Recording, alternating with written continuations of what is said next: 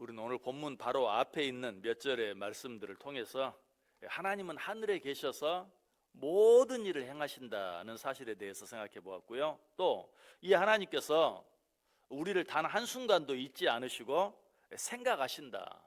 그런데 우리를 향한 그분의 생각은 재앙이 아니라 평안과 축복이다라는 사실도 생각해 보았어요. 그리고 하나님은 천지를 창조하신 명실상부한 천지의 주인이시지만 그 가운데서도 땅은 우리들에게 온전히 맡기셔서 우리들이 마음껏 다스리고 정복하고 차지할 수 있도록 우리에게 내주셨다, 우리에게 맡겨주셨다라는 사실에 대해서 생각해 보았어요. 자, 이런 내용 하나하나를 생각할 때마다 얼마나 우리를 향한 하나님의 사랑과 은혜가 크고 놀랍습니까? 하나님께서 이토록 우리를 사랑하신다면 우리는 그 하나님을 위해서 무엇을 어떻게 해야 할까요? 두말하면 잔소리죠. 그 크신 하나님의 은혜와 사랑을 생각하면서 그분을 높이고 찬양할 수 있어야 돼요. 그래서 시인은 이제 시편 115편을 마무리하면서 결론적으로 그 사실을 우리에게 이야기해 주면서 우리에게 당부하고 있어요. 뭐라고? 죽은 자들은 여호와를 찬양하지 못하나니 적막한 데로 내려가는 자들은 아무도 찬양하지 못하리로다. 우리는 이제부터 영원까지 여호와를 송축하리로다. 할렐루야. 나는 이 하나님을 나를 향해서 늘 축복해 주시는, 나에게 극처럼 크고 놀라운 선물을 내게 맡겨주신, 나를 늘 생각해 주시고 내게 평안을 주시기를 그토록 간절히 원하시는 그 하나님의 은혜, 그 하나님의 사랑을 날마다 찬양하겠다 라고 다짐하고 있는 것을 보게 돼요. 자, 그런데 시편을 묵상하면서 여러분, 우리가 가장 많이 생각한 내용이 있다면 무엇일까요? 당연히 찬양이죠. 찬양에 대해서 너무나 많이 생각해 보았어요. 어쩌면 거의 시편 매 편마다 우리가 찬양해야 한다는 사실, 그리고 찬양이 얼마나 중요한가 하는 사실이 빠지지 않고 나온다고 해도 과언이 아니에요.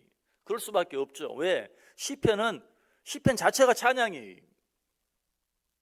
그래서 오늘 본문을 통해서는 찬양이 중요합니다, 우리는 찬양해야 합니다 하는 그런 단순한 사실보다도 오늘 본문 속에서만 찾을 수 있는 그런 교훈에 대해서 생각해 보려고 해요.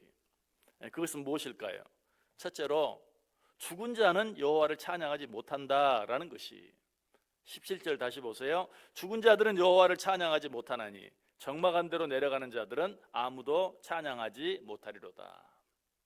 여러분, 이 말씀도 우리가 죽으면 더 이상 찬양을 하지 못한다라는 그런 말은 아니에요. 왜냐하면 우리는 죽어서 하늘나라에 가서도 하나님을 찬양할 것이기 때문에.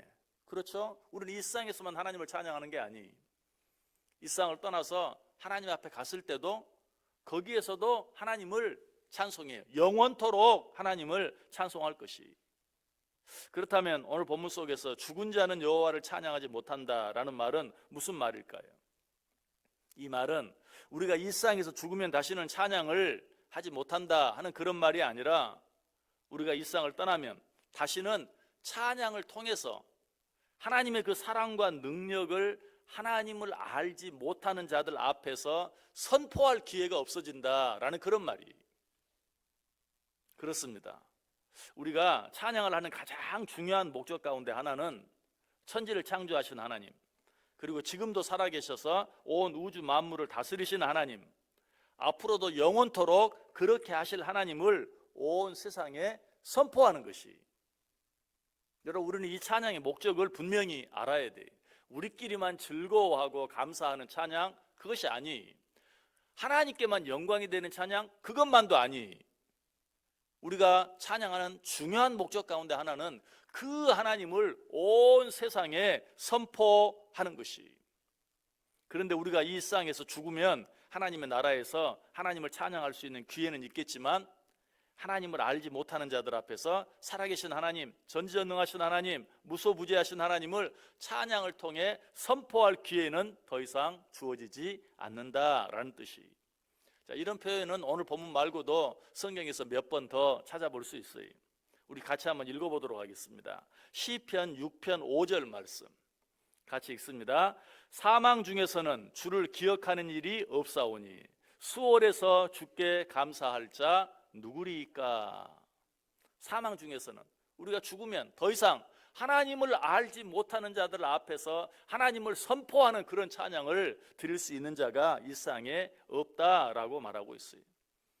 또 읽습니다. 이사야 38장 19절과 20절 말씀 같이 읽습니다. 오직 산자 곧 산자는 오늘 내가 하는 것과 같이 주께 감사하며 주의 신실을 아버지가 그의 자녀에게 알게 하리이다. 여호와께서 나를 구원하시리니 우리가 종신토록 여호와의 전에서 수금으로 나의 노래를 노래하리로다. 아멘. 자, 이번에는 반대로 이야기하고 있죠. 죽은 자는 하나님을 찬양하지 못하는데 산자는 어떻다고요? 오직 산자 곧 산자는 오늘 내가 하는 것과 같이 주께 감사하며 주의 신실을 아버지가 그의 자녀에게 알게 하리이다. 산자들은 찬양을 통해 살아계신 하나님을 아버지가 자녀에게 알게 하는 것처럼 모든 사람들에게 알게 할 것이다 라고 말하고 있어요. 마지막 한 구절 더 읽습니다. 시편 150편 6절 말씀 같이 읽습니다. 호흡이 있는 자마다 여호와를 찬양할지어다. 할렐루야. 아멘. 이 말씀은 너무나 잘 아는 말씀이죠. 그런데 산자 곧 산자는 오늘 내가 하는 것과 같이 주께 감사하며 찬송할 것이다 라는 표현 대신에 어떻게? 호흡이 있는 자마다, 숨을 쉬는 자는 마땅히 여호와 하나님을 찬양해야 한다라고 말하고 있어요. 우리는 육신을 가지고 이 세상을 살아가는 동안 하나님을 진정으로 찬양하며 살 수 있어야 돼요. 특별히 하나님을 알지 못하는 자들 앞에서 거룩하시고 존귀하시며 사랑이 무한하신 하나님을 날마다 찬양하며 살아야 돼요. 우리는 찬양의 목적을 생각할 때마다 이 사실을 잊어버리면 안 돼요. 우리가 기쁨으로 감사함으로 하나님께 찬양한다, 우리가 하나님의 영광을 위하여 하나님을 찬양한다, 이건 너무 잘 알아요. 그런데 한 가지 더, 정말 우리는 찬양을 통해서 살아계신 하나님을 알지 못하는 모든 자들에게 증거하고 선포할 수 있다, 전도할 수 있다 라는 사실을 기억해야 돼요. 근데 우리는 거꾸로 생각할 때가 참 많죠. 같이 하나님을 믿는 자들 앞에서는 하나님을 찬양해. 그렇죠? 믿는 자들끼리 모이면 찬양합니다. 그리고 믿는 자들끼리 모이면 간증도 많이 해. 하나님께서 내 기도를 들어주셨어, 하나님이 나를 사랑하셔서 이 문제를 해결해 주셨어. 믿는 자들 안에서는 그렇게 간증하고 그렇게 찬양해. 그런데 믿지 않는 자들 앞에서는 말을 하려다가도 아유, 이 사람들 하나님을 안 믿는 사람들이지 하고 삼켜버려요. 그런데 사실은 어떻게 해야 된다? 거꾸로가 돼야 된다는 것이, 믿지 않는 자들 앞에서 하나님이 내게 베푸르신 은혜, 사랑, 축복, 기적, 능력, 이런 것들을 믿지 않는 자들 앞에서 정말 하나님이 얼마나 놀라우신지, 하나님이 나를 얼마나 사랑해 주시는지, 오늘도 내 기도를 들으시고 응답해 주셨다고 하나님을 알지 못하는 자들 앞에서 간증하고 찬송할 수 있어야 돼요. 그것이 하나님께서 우리로 하여금 찬송하게 하시는 중요한 목적 가운데 하나예요. 이런 생각을 해보았어요. 하나님은 우리가 죽어서 하나님 나라에 가서 정말 아름답게 하나님을 찬양하는 찬양을 하나님이 더 기뻐하실까? 아니면 이 세상에서 우리가 하나님을 찬양하는 찬양을 하나님이 더 기뻐하실까? 여러분 어떻게 생각하세요? 저는 하나님의 나라에 갔을 때 찬양하는 게 당연한 거죠. 아무런 염려, 근심, 걱정이 없고 모든 좋은 것들로만 가득 차 있는 그 하나님의 나라에서 하나님을 찬양하는 것은 너무 당연한 것이. 그러나 이 세상은 어때요? 수고와 슬픔뿐인 이 세상 가운데서 그럼에도 불구하고 하나님을 찬양할 수 있다면 그 찬양이야말로 하나님이 더 기뻐하시지 않겠는가? 또 한 가지, 우리가 우리끼리 모여서 하나님을 찬양하는 찬양을 더 기뻐하실까? 아니면 하나님을 알지 못하는 자들 앞에서 우리가 찬양하는 찬양을 더 기뻐하실까? 이것도 어떻게 생각하면 우리끼리 모여서 예배 중에 하나님을 찬양하는 것, 그 하나님이 제일 기뻐하실 것 같지만 저는 그렇게 생각이 들지 않아요. 그것보다 믿지 않는 자들 앞에서 살아계신 하나님을 증거하고 선포하고 전도하는 그런 찬양을 하나님이 더 기뻐하시지 않을까? 저는 그렇게 확신해요. 여러분은 찬양에 대한 새로운 마음을 가져야 돼요. 새로운 다짐을 가져야 돼요. 찬양은 하나님에 대한 선포다 라고 생각하고 하나님을 알지 못하는 자들 앞에서 그 하나님을 높이고 찬송할 수 있는 그러한 찬양이야말로 진정으로 하나님께 영광이 되는 찬양이다. 자, 또 한 가지, 죽은 자는 찬양하지 못한다라는 말은 찬양하지 않는 자는 죽은 자와 같다라는 그런 뜻이. 우리 성경 한 구절 같이 읽겠습니다. 디모데전서 5장 6절 말씀 같이 읽습니다. 향락을 좋아하는 자는 살았으나 죽었느니라. 자, 그런데 이 말씀을 오늘 본문에 적용하면 찬양하지 않는 자는 살았으나 죽었느니라 라는 말씀으로 우리가 읽어볼 수 있어요. 향락을 좋아하는 자뿐만 아니라 찬양하지 않는 자도 살아있는 것 같으나 사실은 죽은 것이다. 왜냐하면 아까 시편 150편에서 뭐라고 말했어요? 호흡이 있는 자는 마땅히 찬양해야 한다 라고 말했죠. 그런데 하나님을 찬양하지 않는 자는 어때요? 호흡하지 않는 자와 같아요. 죽은 자예요. 그러므로 찬양을 하지 않는 자는 호흡이 끊어진 죽은 사람과 다를 바가 없다라는 그런 말이에요.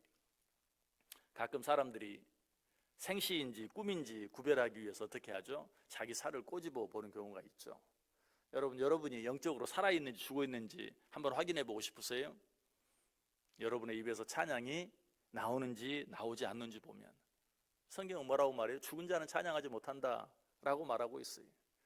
찬양하지 않는다면, 내 입에서 찬양이 계속해서 나오고 있지 않는다면 나는 영적으로 죽어있는 자예요. 산자, 오직 산자는 하나님을 찬양해야 한다. 호흡이 있는 자는 하나님을 찬양해야 한다. 그런데 찬양하지 않는다면 나는 죽은 것이. 특별히 누구 앞에서? 하나님을 알지 못하는 자들 앞에서 내가 믿는 하나님을 찬양할 수 있는 그 믿음이, 그 마음이 내 속에 없다면 나는 영적으로 죽은 자이다 라고 생각할 수 있어요. 여러분 오늘 하루 어떻게 살기를 원하세요? 산자처럼 살기를 원하세요? 아니면 죽은 자처럼 살기를 원하세요? 살았으나 죽은 자와 같은 그런 삶을 사는 것이 아니라 정말 하나님을 찬양함으로 산자답게, 그리고 오직 우리가 살아있을 때만 할 수 있는, 믿지 않는 자들 앞에서 찬양을 통해 하나님의 은혜, 하나님의 사랑, 하나님의 능력을 선포하고 전하며 살아갈 수 있는, 그래서 진정으로 하나님을 기쁘시게 하고 진정으로 하나님께 영광을 돌려드리는 복된 하루, 복된 인생들 다 되시기를 주님의 이름으로 간절히 축원합니다.